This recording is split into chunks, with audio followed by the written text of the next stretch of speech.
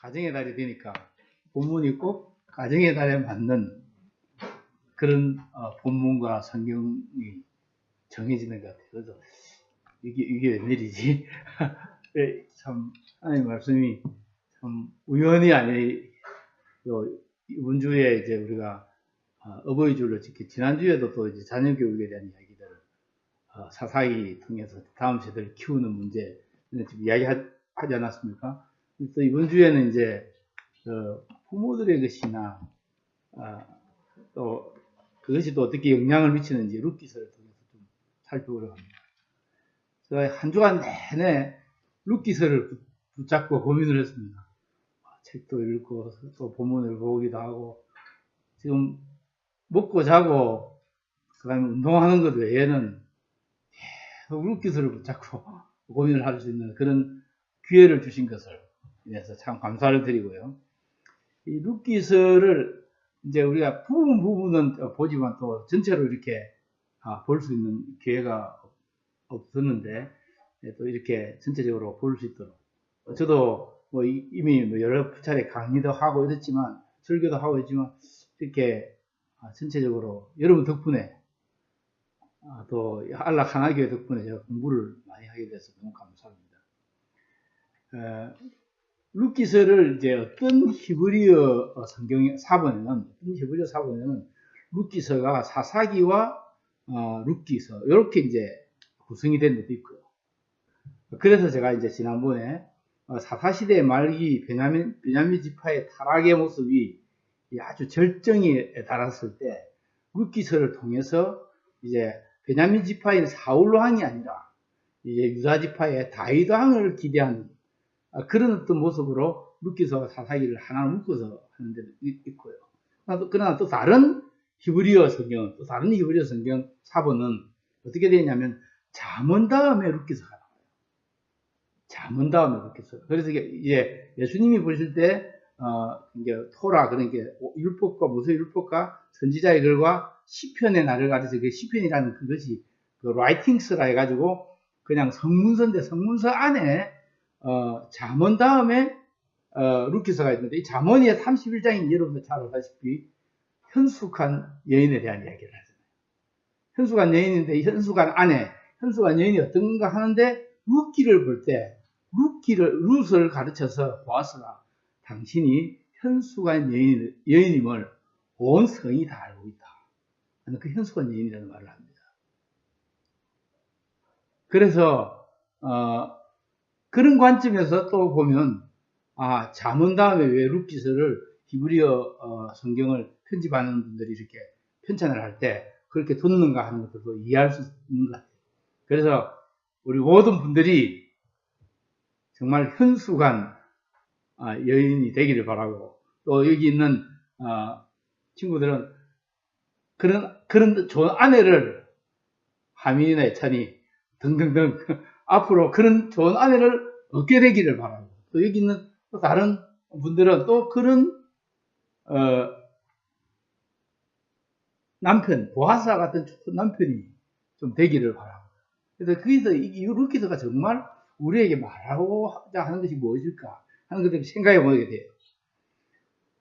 자, 이제 제가 구약 산책에서 룻기서 있는데 다시 한번 문들을 봅니다. 여러분 다 읽었는데 룻기서의 아주 중요한 고백 중에 하나가 룻의 아주 중요한 고백 중에 하나가 어머니의 백성이 나의 백성이 되고 어머니의 하나님이 나의 하나님이 되시리니 요 본문이거든요. 참 룻과 나오미가 처했던 상황을 한번 생각해봅시다. 아마 여러분 레미제라블이라고 하는 그 영화도 봤고 소설도 뭐 읽었을 것이라고 생각합니다. 아마 그게 레미제라블이라는 게 저기 불어로 되어 있지만 사실은 영어로 하면 더 미저러블이에요. 가장 비참한 그래서 여기는 룻기서의 시작은 가장 비참하고 절망적이고 도울 길이 없고 의지할 곳이 없는 가부들의 이야기로 시작합니다. 그 당시에 가부는 지금처럼 노령연금이 나오는 데도 아니고 또 연금이 보장되어 있던 때가 아니기 때문에 가부는 가장 사회 계층에 사회계층의 제일 밑바닥에 사닥다리 있는 사람이 과부였습니다. 의지할 곳이 없는. 그래서 하나님이 의지할 곳을 없는 사람을 할 때 고아와 과부와 외국인과 나그네를 했습니다. 근데 여기에 과부와 외국인, 그리고 완전 가부 잔치를 하잖아요. 처음에 시작할 때. 뭐 오르바와 룻과 그리고 나오미가 앉아서, 참 나오미는 고향을 떠나서 그쪽에서 외국인이 돼요. 또 룻은 다시 베들레헴으로 돌아오는데 자기가 외국인으로 오잖아요. 그래서 처음에 1장을 보면 너무 우는 장면이 많이 나와요. 계속 울음이 그치지 않는, 괴로움이 그치지 않는, 슬픔이 그치지 않는 그 동네가 이 룻기서의 시작입니다. 희망이 없는. 자, 남편 죽었습니다. 엘리멜렉. 또 두 아들 말론과 기론 다 죽었습니다. 그리고는 3명의 가부만 덩그러니 남았습니다. 나오미가 오르바와 룻을 두고 너희들 아직 젊으니까 돌아가서 너희 모압 땅에 가서 그 모압 땅에 있는 젊은 사람을 만나가지고 결혼해라. 너희들 아직 희망이 있지 않냐. 근데 내가 지금 새로 시집가서 시집가서 애를 낳을 수도 없고, 그냥 애 낳는 거 또 다른 사람한테 줄 수도 없고, 너희들한테 그 자랄 때까지 기다리게도 할 수도 없다. 불가능하니까 돌아가라. 그래서 오르바는 돌아갑니다. 오르바의 이름이 반항적인이라는 뜻이에요. 반항적인. 돌아가고, 근데 룻은 어머니를 붙쫓았더라. 성경 말씀을 보니까 붙쫓았더라. 딱 어머니한테 딱 달라붙어가지고, 어머니, 이거 보십시오. 우리 16장 17절 같이 읽겠습니다. 1장. 룻이 이르되 내게 어머니를 떠나며 어머니를 따르지 말고 돌아가라. 강분하지 마옵소서. 어머니께서 가시는 곳에 나도 가고 어머니께서 머무시는 곳에 나도 머물겠나이다. 어머니의 백성이 나의 백성이 되고 어머니의 하나님이 나의 하나님이 되시니 어머니가 죽으시는 곳에서도 나도 죽어 거기 묻힐 것이라. 만일 내가 죽는 일 내에 어머니를 떠나면 여호와께서 내게 벌을 내리시고 더 내리시기를 원하나이다. 제가 룻에게서 놀라는 장면이 어떤 장면이냐면, 룻이라고 하는 게 모압 족속입니다. 모압 족속은 저주받은 백성입니다. 여러분 잘 아시듯이 창세기 19장에 보면 롯이라고 하는 사람, 아브라함의 조카 롯이 자기의 두 딸과 결혼해서 낳은 족속이 모압과 암몬 족속입니다. 쉽게 말하면 이게 근친 상간을 통해서, 근친 결혼을 통해서 결혼한 종족들이에요.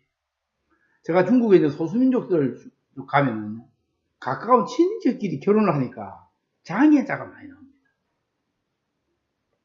그래서 이 모압 족속은 참 부끄러운 참 아브라함의 후손이긴 후손이에요. 아브라함의 조카니까 후손인데 아버지와 딸 간에 있을 수 없는 그런 어떤 일이 벌어져 가지고 그 일로 나온 후손들이 모압 족속 아닙니까?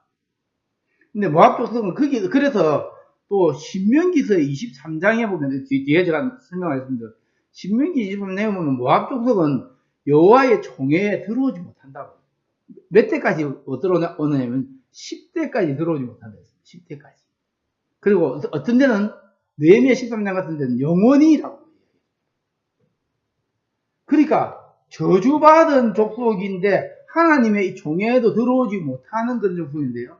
재밌는 것은 여러분 이제 이 룻기서에 대해서 이야기하는 이 모압 족속에 대한 이야기를 하면은 이 모압 족속의 룻은 모압 족속의 후예로 볼 때 11대라는 이야기예요. 10대가 아니고 11대. 10대까지 못 들어온다니까. 그게 사실이든 아니든 참 재밌죠. 하나님이 10대까지 저주가 끊기고 룻이 11대에 들어오게 됐다는 거죠. 그뿐 아니라 이 모압 족속은 또 어떤 일을 했냐면 이스라엘이 광야에 갔을 때 민수기 22장 보면은 발람이라고 하는 선지자가 이스라엘 족속들을 저주하게 발락이라는 왕이 불러서 이제 이 사람을 저주를 하게 하는데 그때 그 저주를 하려고 안 되니까 결국 어떻게 발람이 깨를 줬느냐면 모압 여인들이 예쁘니까 예쁜 여인들을 가지고 이스라엘 남자들 유혹해가지고 그 행음하게 하라고, 음란한 짓을 하게 하라고 그렇게 했습니다. 제가 실제로는 요르단이 지금 수도가 암만입니다. 암만. 한 29년 전에 제가 요르단에 갔는데, 29년 전에 이게 자녀 태어나기도 전이죠. 요르단에 갔는데 요르단의 여인들이 모압 백성입니다. 예뻐요. 진짜 예뻐요. 그 자기들 살이라고 이제 그 옷 이제 입고 있는데 덥거든요. 더우니까 이 덮어 머리에 덮어서 이렇게 덮어 있는데 요만큼 얼굴은 보여요. 얼굴은 보이는데 이제 어떤 데 다 가린 데도 있지만 또 얼굴은 보이는데 이 살이가 안에 햇빛에 죄송합니다. 햇빛에 이래 쫙 비치면 이 안에 나신이 그냥 보일 정도로 섹시해요. 요즘 뭐 개콘에 이뻐 하듯이 진짜 이뻐요. 그래서 제가 그걸 보고 야, 나도 그 당시에 이스라엘 남자였으면 분명히 저 사람들한테 홀리겠다. 그렇게 싶을 정도로 예쁘더라고요. 눈도 크고요. 속눈썹도 킥하고 눈도 새까맣고 그리고 머리도 그리고 피부도 하얗고 그러니까 몇천 년이나 지난 저도 헷갈리는데 그때 이스라엘 백성들 늘 밋밋하게 죄송합니다. 화장도 안 하고 뭐 또 잘 꾸미지도 않았던 그 광야에서 그냥 늘 같이 다니던 그런 어떤 자기의 여자들만 보다가 그 모함 여자를 보니까 헷가닥 할 정도로 안 됐겠습니까? 그만큼 유혹을 당할 수밖에 없는 그런 상황이었다.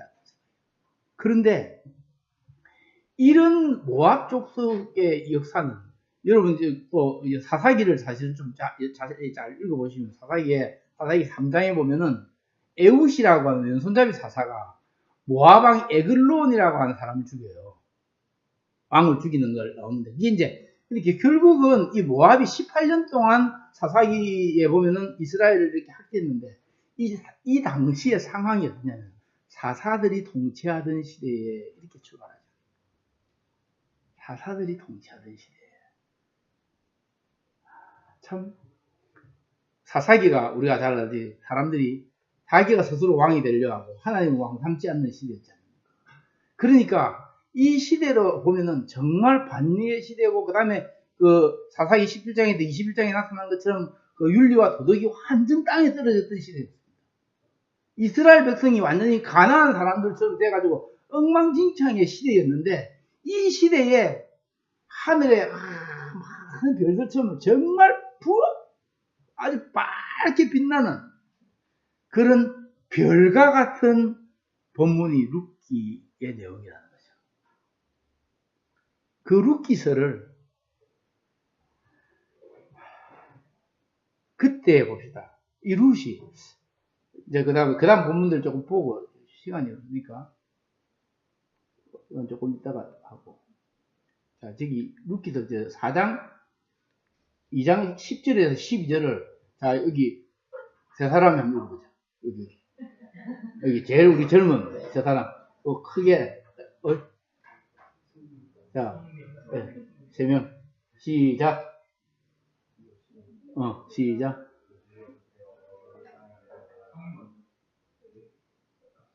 시작 룻이 엎드려 얼굴을 땅에 대고 절하며 그에게 이르되 나는 이방 여인이거늘 당신이 어찌하여 내게 은혜를 베푸시며 나를 돌보시나이까. 보아스가 그에게 대답하여 이르되 내 남편이 죽은 후로 내가 시어머니에게 한 모든 것과 내 부모와 고국을 떠나 전에 알지 못하는 백성에로 온 일이 내게 분명히 알려졌느니라. 여호와께서 내가 행한 일에 보답하시기를 원하며 이스라엘 하나님 여호와께서 그의 날개 아래 보호를 받으러 온 내게 온전한 상 주시기를 원하노라 합니다. 여기에 제가 날개 아래 보호를 받으러 왔다는 이야기를 보니까요. 하나님께서 이스라엘 백성을 인도하실 때에 독수리 날개로 너희를 인도했다고 출애굽기 19장 4절에서 6절 사이에 이야기합니다. 날개 아래 요거 지금 잘 알아야 되겠죠. 이 룻기서에 날개 아래 보호를 받으러 왔다는 이 사실이 이걸 어떻게 하냐 보아스가요. 룻을 만난 첫날에 룻을 알아봤어요. 종들이 물어보니까 이 사람이 누구냐 하니까 모압 땅에서 온 룻이라고 하는 사람인데 아침부터 저녁까지 와서 쉬지 않고 일을 합니다. 그럴 때 보아스가 뭐라고 하냐면 보아스가 따라 안심해라. 여인아 안심하라고. 안심하라 하면서 너 물 마시고 싶으면 그 당시에 물이라는 게 참 중요해. 물 마시고 싶으면 여기 와서 물 마시고 또 다른 데 가지 말고 지금부터 내가 추수가 마칠 때까지 우리 밭에 계속 있으면서 추수가 마칠 때까지 해라고. 그때가 언제냐면 5월 초에서 6월 초입니다. 혹은 4월 말에서 6월 초입니다. 지금 우리가 지금 살고 있는 이 시절입니다. 보리 추수가 시작될 때부터 밀 추수가 될 때까지예요. 그래서 그것을 맥추절이라고 하죠. 77절. 맥추절이라고 하는 그 기간에 그런데 룻이 너무 황감해가지고 다시 보십시오. 갑으로 자기가 본토 친척 아비 집을 떠나서 이 먼 이방 땅, 자기를 볼 때 이방 땅 베들레헴까지 왔습니다. 베들레헴까지 왔는데 아는 사람 아무도 없죠. 어머니는 나이가 많죠. 그리고 가지고 온 것 뭐 얼마가 됐는지 모르지만 겨우 다 떨어졌죠. 그리고 남자들이 없으니까 자기 밭이 있다 하더라도 경작을 할 수가 없죠. 그런 때 처음에 와서 먹고 살 길이 없으니까 하는 수 없이 이삭 죽기를 하기 시작했습니다.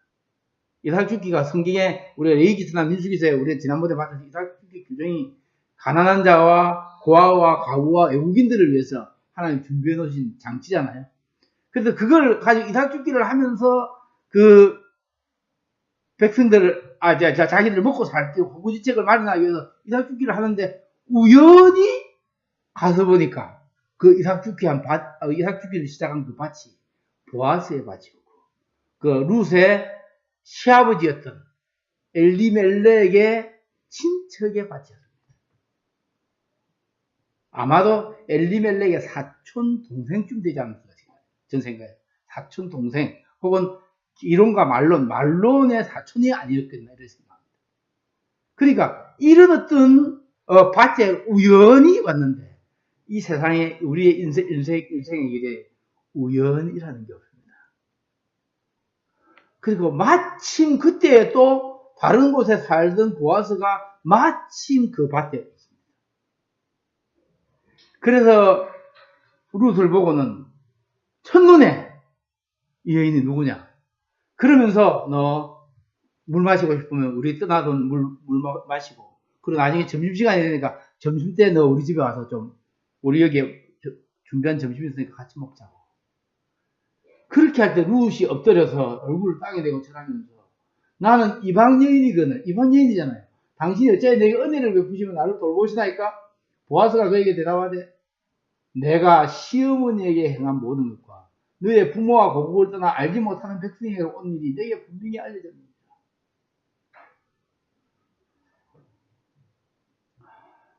룻이 참 이런 며느리 얻으면 우리 장로님들, 집사님들 또 우리 성공입니다. 이런 며느리 어머니의 하나님이 나의 하나님이 되고 어머니의 백성이 나의 백성이 될 것이다. 그러면 외국 아내를 얻어야 되겠네요. 그러니까 너무 깊이 생각하지 마시고 제가 지난 한 주간 내내 이 본문을 계속 묵상하면서 하나님 우리 두 아들 루카 같은 아내 얻어야 되는데 어떻게 할까요? 하나님 도와주세요.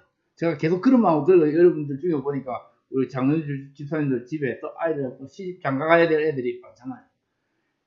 그러면서 제가 우리 아들이 이런 현숙한 여인을 볼 수 있는 눈이 있는 아들이 되게 돼요. 제가 이런 기도를 드렸어요.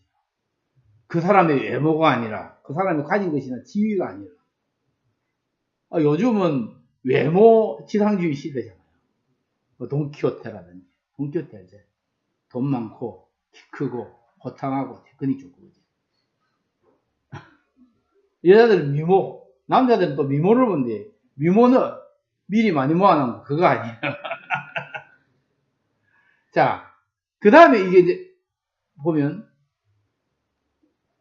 암탉의 그늘 아래. 하나님이 날개 그늘 아래. 이 참 예쁘잖아요, 그림.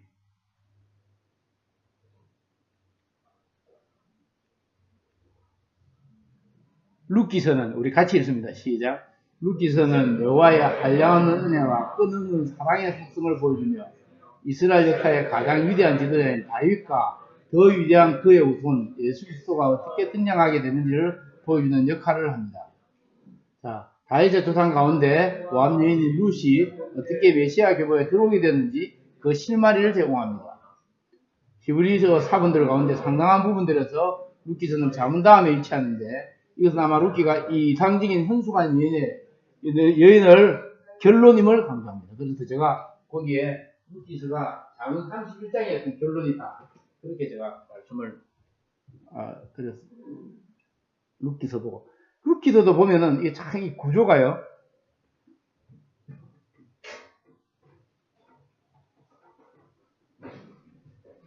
룻기서도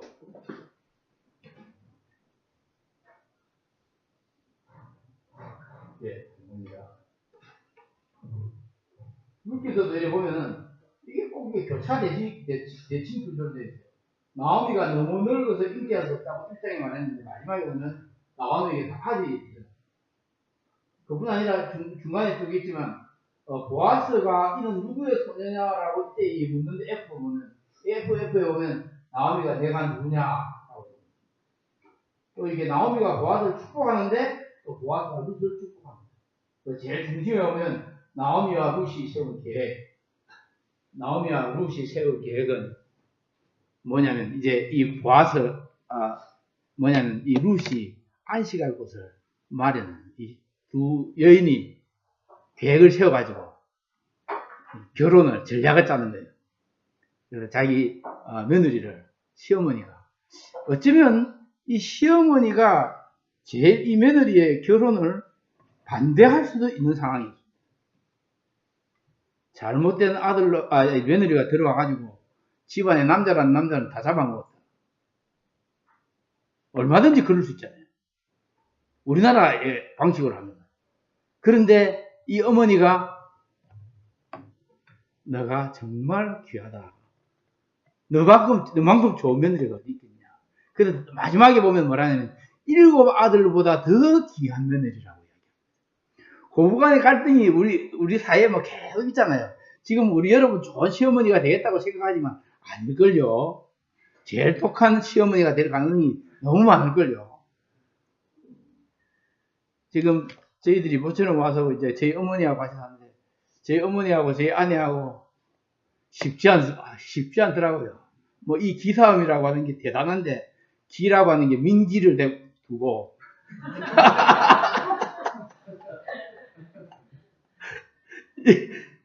그런데 여기에 이 나오미와 룻은 정말 기싸움이 아니고 정말 어머니를 정말 귀하게 대하고 며느리를 정말 7 아들보다 더 귀한 딸로 대하고 이게 되는 집안의 모습 아니겠습니까? 안 되는 집안은 안 될 놈은 안 돼. 그건 알 수 없고요.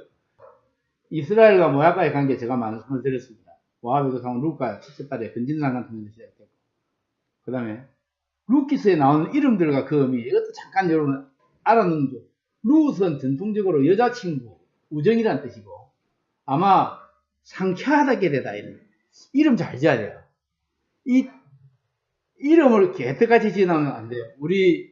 제가 아는 어떤 목사님 한 분은 본래 돌멩이처럼 잘 자라라 이래가지고 맹돌이라고 지었어요. 그 맹돌이라는 이름이 너무 안 좋다 해가지고 바꿔가지고 이름을 이제 목사가 되고 난 다음에 바꿔가지고 그 영산으로 또 바꿨어요. 영산으로 바꿨는데 이번에 또 북경에서 사역을 해서 김북경이 또 됐어요. 우리 집사람 그 선배 중에 하나는 저기 양정에서 약국을 하고 계신데 원래 이름이 끝자예요. 끝자. 남끝자. 그래서 너무 이름이 또 안 좋다 해가지고 남영주씨로 또 이제 바뀌었는데 근데 이름 참 중요해요. 근데 오르바라고 하는 말은 오르바는 이거 안 나오는데 오르바는 뭐냐면 반항적인 이런 뜻이에요. 반항적인.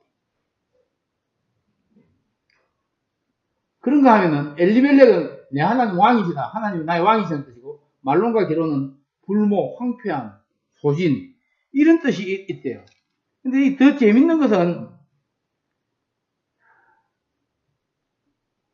병약한, 혹은 나약한, 이런 뜻도 있습니다. 말론과 기론이. 사실 제가 이거 참 이상하게 생각했습니다. 왜 말론과 기론, 또 나오미는, 엘리멜렉하고, 나오미는 이름이 좋거든요. 나오미는 이름이 뭐냐면 즐거움, 꿀벌, 이런 뜻도 있고, 이 나오미는 또 사랑스러운 여인이라는 뜻도 있어요. 사랑스러운 여인. 좋잖아요. 그러니까, 여호와께서 나의 하나님이시라는 분이 사랑스러운 여인이라고 하는, 나오미를 취했는데, 자기 아들들을 낳아가지고, 이제 병약한, 허약한, 불모, 황폐한, 그런 낭비, 소진, 왜 이런 식으로 이름을 지었을까요?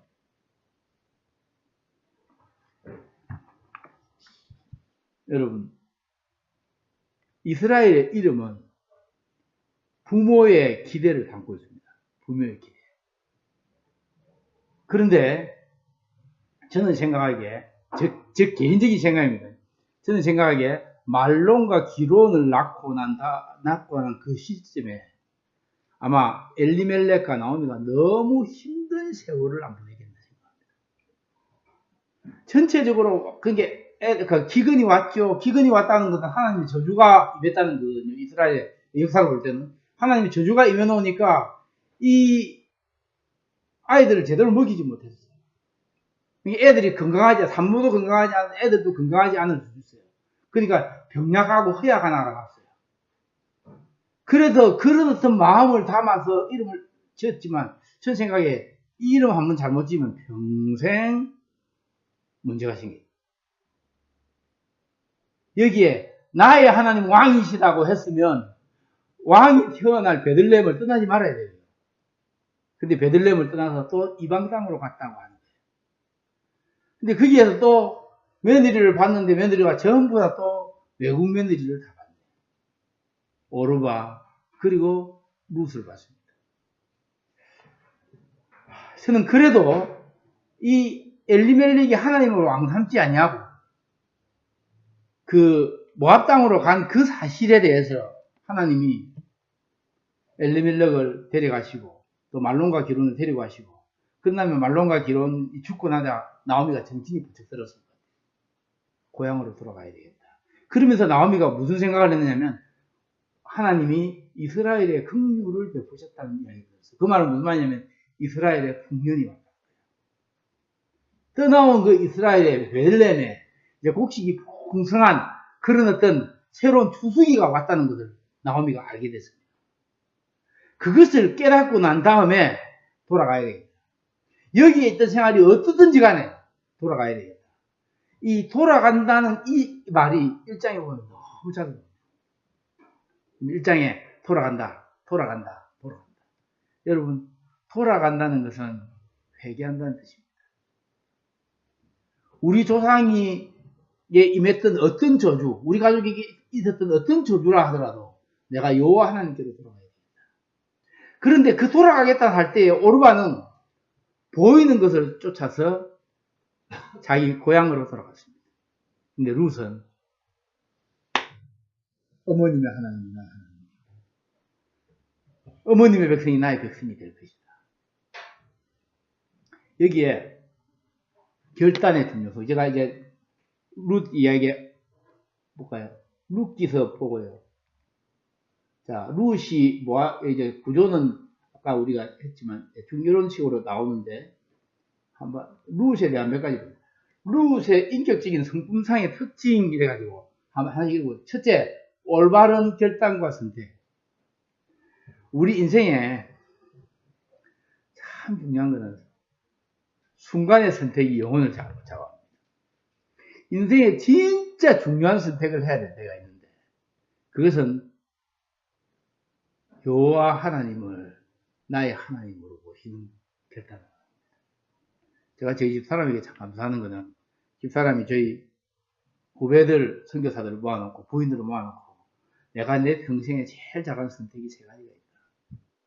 첫째는 내가 예수님을 주로 모시고 예수님을 믿게 된 것, 이거 잘한 선택이야. 두 번째는 내가 하민기하고 결혼한 거예요. 그 말이 진심인지 아닌지 모르겠지만, 후배들에게 그래 이야기했어요. 세 번째는 내가 중국에 선교사로 간 거다. 제가 그 말을 들었을 때 천군만마를 얻은 것 같이 제가 기쁘지 않았겠습니까? 사실은 우리 저희가 고등학교 다니니까 대학 가던 그 시절에 저희 집사람과 저하고는 우리는 그 당시 예비고사를 했는데 예비고사 성적이 한 100점 차이 났을 거예요. 저희는 지금으로 하면 수능 1등급이면 저는 한 7등급, 8등급 정도 안 됐을 거예요. 그런 정도의 레벨의 분이 그 당시에 부산대학교 약대가 부산의대보다도 성적이 높았습니다. 집사람 성적으로는 서울대학 들어갈 수 있었거든요. 근데 이 하민기를 이게 하나님 은혜인데 하민기를 선택해가지고 이과에서 제일 공부를 잘했어요. 수석했으니까. 근데 복잡한 이야기는 하지 말고 하여튼 그랬는데 올바른 결단과 선택이 영혼을 좌우합니다. 룻이 어머니를 따르겠다는 이 결단. 또 어머니의 하나님을 따르겠다는 이 결단. 또 어머님의 백성이 나의 백성이 된다는 이 결단. 이것이 여러분 인생에 여기 우리 젊은 분들도 있고 여러분 인생에 아주 중요한 결정을 내려야 될 때 정말 결정을 잘 내려야 돼요. 그래서 집사람에게 제가 한 번씩 물어, 여보 당신이 생각하기에 왜 나를 선택한 거 잘했지? 또 중국에 선교사 간 게 왜 잘했다고 생각하지? 그러니까 자기가 와서 보니까 자기 동기들이나 선배들은 막 약국에 같이 가지고 평생을 살아서 뭐 돈을 많이 벌어가지고 뭐 빌딩을 산 사람도 있고 이렇지만 자기는 저를 따라다니면서 중국도 가고 미국도 가고 또 태국도 하고 온 세계를 다 돌아다니면서 또 언어도 중국어로 영어로 뭐 한국어로 다 할 수 있으니까 너무 인생이 풍성해졌다는 거예요. 그래서 그런데 이제 한 번은 이제 우리가 중국에서도 근데 좋은 차들이 많거든요. 좋은 차들이 많은데 차들이 너무 많이 밀려가지고 고속주차장처럼 고속 주차장이 되어서 보면 여보 우리는 저렇게 많은 차 중에서 차도 하나 없네요. 이래 이야기 하거든. 그럴 때 제가 하는 말이 그게 다 남편 덕이지.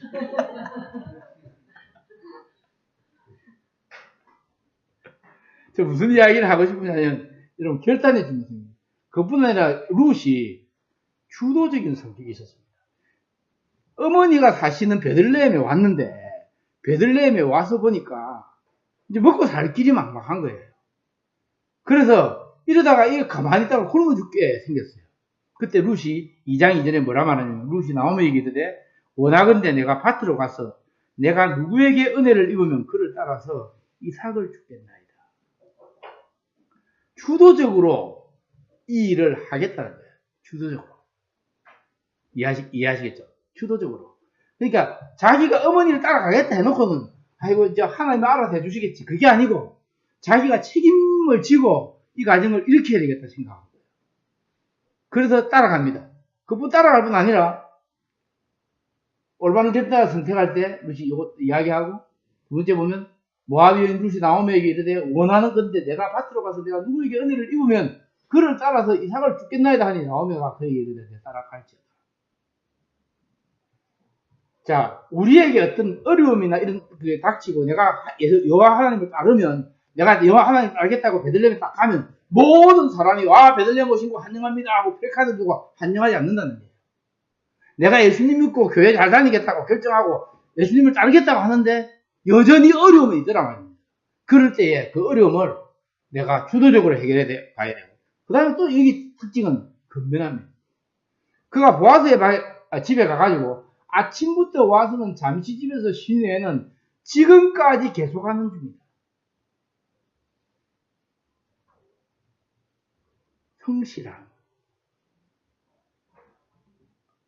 제가 다른 건 잘 모르겠는데 마누라 자랑하면 밤풍수라고 자식 자랑하면 엄풍수라는데 지금 우리 집 사람 참 성실해요.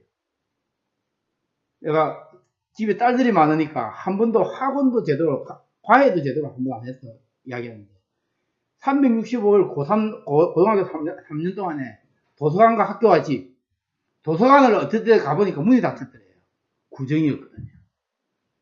근데 그만큼 그럼 가면 도서관에 제일 일찍 가가지고 마칠 때까지 끝까지 수학이 정석 풀어야 되면 그걸 하나하나 다 풀어가지고, 그래서 보통 그 수능이나 이런 거 점수가 잘 안 나오는데 전국적으로 하는 모의고사 그런 거 하면 전국에 막 다 0점 몇 프로 들어가는 거예요. 그래서 제가 그런 이야기를 듣고, 저하고는 너무나 먼 당신이기 때문에 저하고는 전혀 다른 색깔의 분인데, 이게 루시 건면했습니다. 성실했습니다. 또 루시의 또 삶의 특징이 보면은 겸손합니다.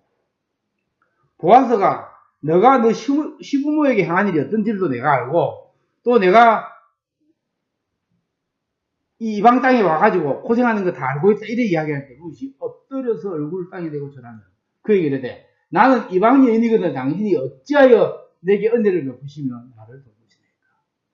겸손한 사람이었습니다. 거기다가 루시 또 하나의 특징이 보니까 은혜를 알아요.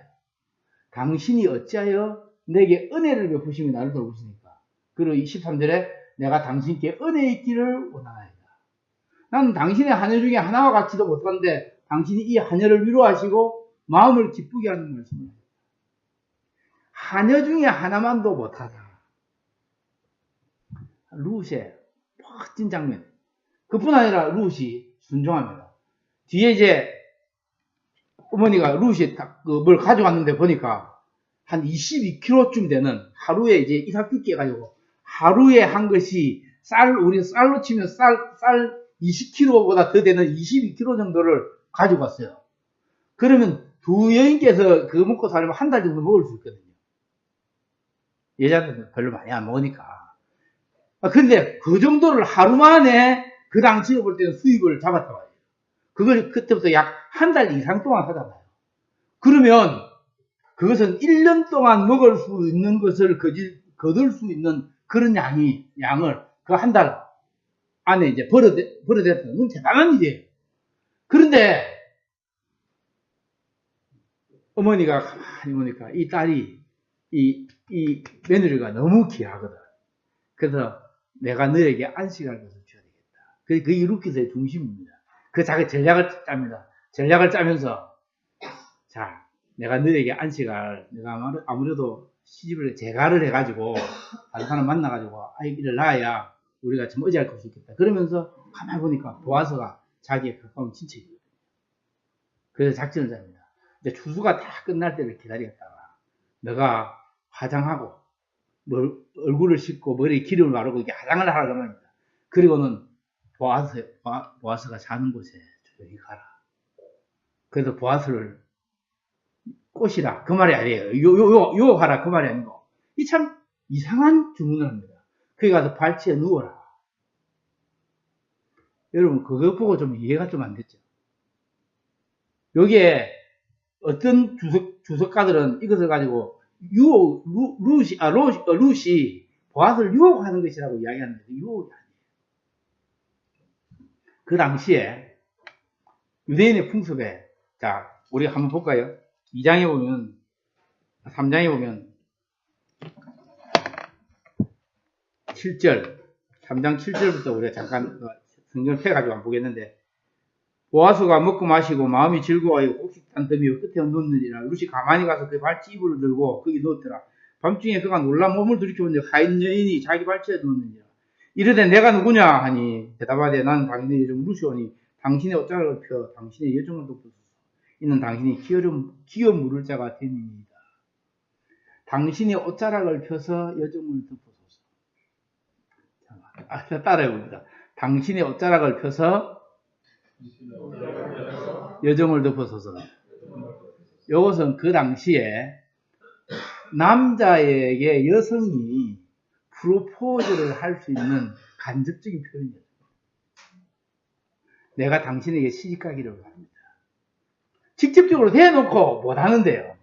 이것은 당신의 옷자락으로 날 덮어서 있는 이것이, 아까 우리가 처음에 올 때 그의 날개 그늘 아래라는 말을 2장에 처음에 했어요. 날개 그늘 아래. 그 날개 그늘 아래 하는 그 말을 받는 거죠. 하나님께서 여호와의 날개 그늘 아래 온 룻을 보아스의 옷자락을 덮음으로 보호해 주시기를 원한다는 거예요. 그것은 직접적으로 말하면 내가 당신에게 시집가기를 원합니다. 우리 요즘은 뭐 여성들이 상당히 주도적이 돼가지고 여성들이 프로포즈를 하고 이러는데 우리 신학교 다닐 때도 우리 여전도사님 지금은 이제 전도사를 하는지 목사가 됐는지 모르겠지만 그분이 어떤 분을 좋아해가지고 기도 많이 하고 난 다음에 그분 앞에 딱 가가지고 딱 가로막고는 내가 기도하는데 하나님이 당신하고 내가 결혼하라고 합니다. 그 전도사님 그 말을 듣고 너무 충격을 받아가지고 그 다음 달에 결혼해버렸어요. 다른 분하고.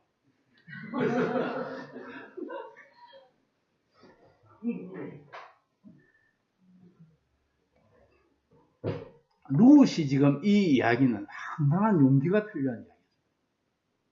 그런데 뭐라고 하냐면 저기 보면 룻이 어머니의 말씀대로 내가 다 행하리이다 하니라.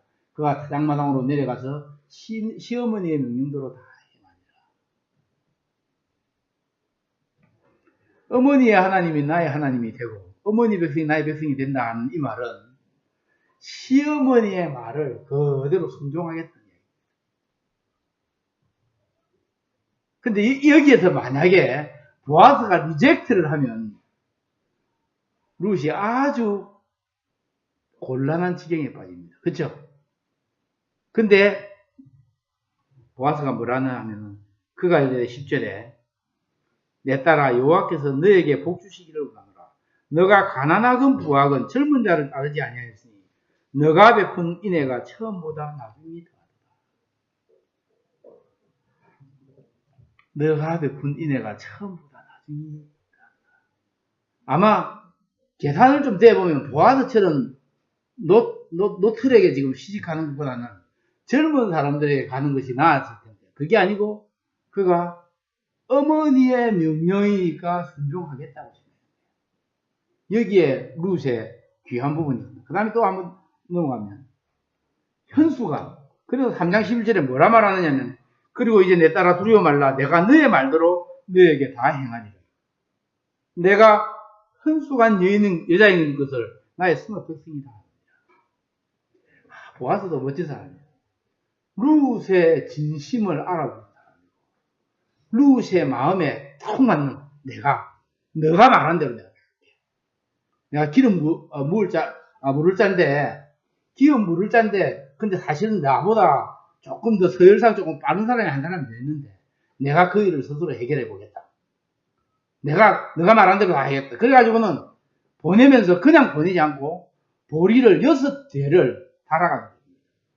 6대를 제가 얼마만큼 되는가 이것도 계산해 보니까 한 40kg 정도 돼요.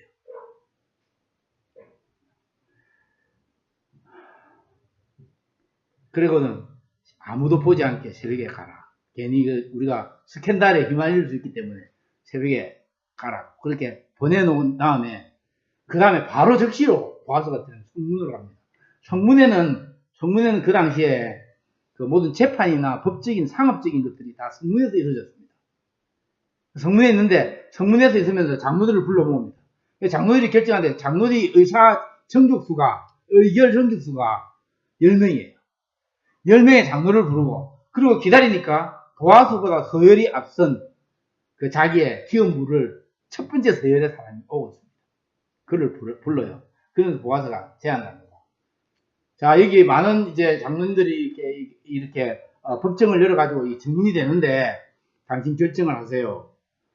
우리 친척인 엘리멜렉의 아내인 나오미가 그의 자부 룻을 데리고 왔는데 당신 엘리멜렉의 밭을 사기를 원하십니까?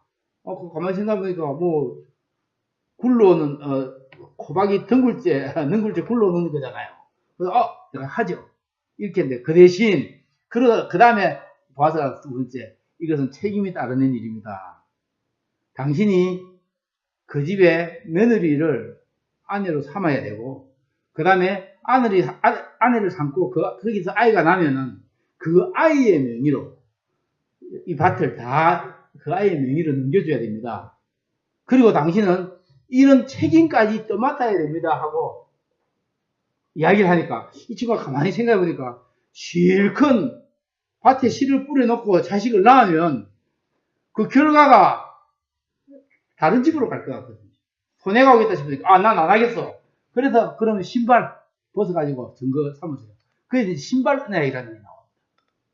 신발을 던지는 것은 모든 사람들 앞에서 내가 법적으로 인감 도장 찍는 것과 같은 얘기입니다. 내가 기권하겠습니다. 포기하겠습니다. 포기각서를 딱 쓴 거예요. 이해하시겠죠? 그렇게 하고는 그때의 보아스가 모든 사람이 이제 다 보셨습니다. 제가 그 기업 물을 자에 바로 다음 순서이기 때문에 내가 이제부터 이 룻을 나의 아내로 삼고 룻에게 나는 아내를 엘리멜렉과 말론과 기론의 이름으로 내가 권리 양도를 하겠습니다. 그러니까 거기에 대해서 많은 분들이 축복 기도를 했습니다. 자, 이 축복 기도가 중에서 재밌는 것이 이렇게 4장 11절을 봅니다. 성문에 있는 모든 백성과 장로들이 이르되 우리가 증인이 되나니 여호와께서 너의 집에 들어가는 여인으로 이스라엘 집을 세운 라헬과 레아 두 사람 같게 하시고 내가 에브라스에서 유력하고 베들레헴에서 유명하기를 원하며 여호와께서 이 젊은 여자로 말미암아 너에게 상속자를 주사 너의 집이 다말이 유다에게서 나아진 베레스의 집과 같게 하기를 원하노라. 이 참 편안한 이야기입니다. 모함 여자 룻이 들어왔는데요. 룻이 들어왔는데 여기에 무슨 이야기를 하냐면 당신이 이스라엘을 처음 시작한 라헬과 레아가 이스라엘의 12지파의 조상의 어머니들이잖아요. 이해하시겠죠? 뭐 빌하와 실바도 있지만 이 12지파의 조상인데 이 12지파의 조상에 들어가기를 원하며 저 레아에게 네 번째 아들이 유다입니다. 이해하시겠죠? 근데 또 유다는 이게 왜 이거 이야기냐면 유다는 다말에게서 베레스를 낳았습니다. 이해되겠습니까? 며느리에게서 베레스라는 걸 낳고 그 조상이 나오고 그 다음 또 보면 이 12절에 보니까 내 집에 다말이 유다에게 나온 베레스의 집과 같게 하기를. 참 놀랄루야. 이것이 마태복음 1장 1절에서 17절의 족보에 다 들어있습니다. 유다가 다말에게서 베레스를 낳았죠. 또 그 다음에 요 조상 주의 위에가 뭐냐면 이 보아스의 증조모가 라합입니다. 가나안에 또 저주받은 족속이었죠. 또 여기는 또 모함 여인, 저주받은 여인이었죠. 하나님의 은혜가 참 희하고 놀랍습니다. 자, 저는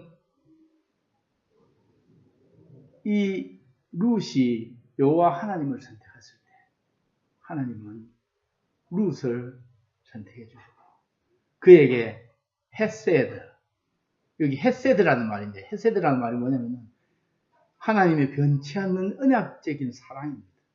사랑과 인애와 자비를 베풀어 주시는 그것이 헤세드라고 하는 언약적인 사랑이라는 이야기인데 이 하나님이 자기 날개 그늘 아래 들어온 이 룻을 자기 백성 삼으시고 이를 통해서 메시아의 조상이 되는 다윗의 증조모가 되게 하는 그 놀라운 사건이 있습니다. 자, 이제 제가 마무리를 좀 하겠습니다. 시간이 이제 됐으니까. 자, 룻기서에는 축복의 기도가 많이 나옵니다. 제가 이것 사실 좀 하고 싶습니다. 오늘 우리가 룻기서는 정말 가장 어려운 시대를 살아갔던 사람들입니다. 뭐 경제적으로도 어렵고 정치적으로 사사시대에 왕이 없던 시대였고 또 여러 면에서 정말 절박한 이들에게 룻기서에 가장 많이 나오는 게 축복기도입니다. 여러분, 그래서 룻기서가 기도의 책이라고 하는 걸 한번 말씀드리고 제가 마치고. 자, 1장 8절에서 9절 우리가 같이 읽습니다. 같이 우리가 기도하기 위해서.